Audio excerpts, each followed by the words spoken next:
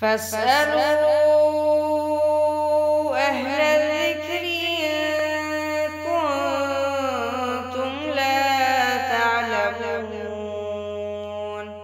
السلام علیکم ورحمۃ اللہ وبرکاتہ۔ سوال کیا گیا کہ اگر کسی شخص نے شیئرز میں پیسہ انویسٹ کیا ہے تو وہ زکوٰۃ کس ویلیو کے حساب سے دے گا؟ مارکیٹ ویلیو کے حساب سے یا جس قیمت پہ اس نے خریدا تھا اس کے حساب سے وہ زکوٰۃ دے گا؟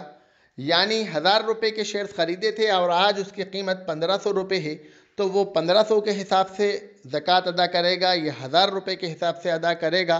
کیونکہ اس کو وہ شیئرز ابھی تو بیچنا نہیں ہے، اسے وہ شیئرز 5 سال بعد بیچنا ہے۔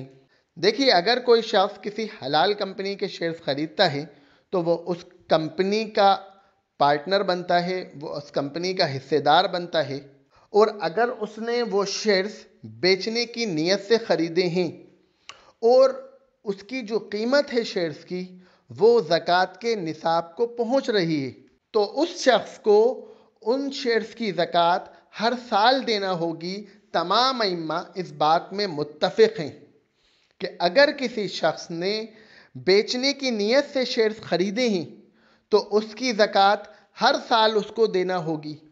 تو وہ ہر سال کس حساب سے زکوٰۃ دے گا؟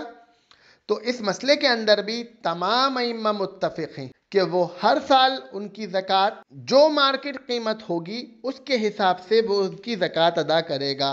خریدی کی قیمت کی کوئی ویلیو نہیں ہے۔ زکوٰۃ دیتے وقت جو قیمت ہوتی ہے اس قیمت کا اعتبار کیا جاتا ہے۔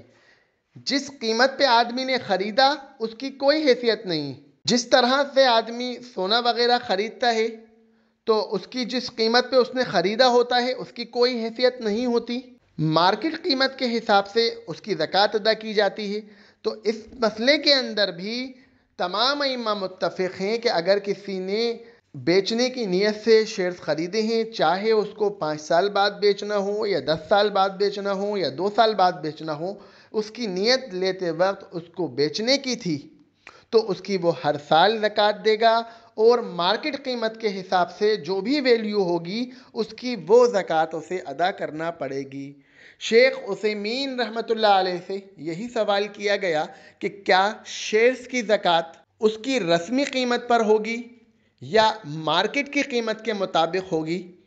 تو شیخ عثیمین رحمۃ اللہ علیہ نے جواب دیا کہ شیئرز اور ان کے علاوہ دوسرے تجارتی سامان پر مارکیٹ کی قیمت کے مطابق زکوٰۃ ہوگی۔ لہذا جب خریداری قیمت 1000 ہو اور زکوٰۃ کے وجوب کے وقت اس کی قیمت 2000 ہو تو اس کا اندازہ 2000 لگایا جائے گا، کیونکہ چیز کی قیمت تو زکوٰۃ کے وجوب کے وقت معتبر ہوتی ہے، نہ کہ اس چیز کی خریداری کے وقت کی قیمت۔ تو چیز کی جو قیمت ہوتی ہے وہ زکوٰۃ کے وجوب کے وقت ہوتی ہے، یعنی جب وہ زکوٰۃ ادا کر رہا ہوتا ہے اس وقت اس کی جو قیمت ہوتی ہے اسی کا اعتبار کیا جاتا ہے۔ تو اسی لیے مارکیٹ قیمت کی حیثیت ہے، خرید کی قیمت کی کوئی حیثیت نہیں ہے۔ وآخر دعوانا ان الحمد للہ رب العالمین۔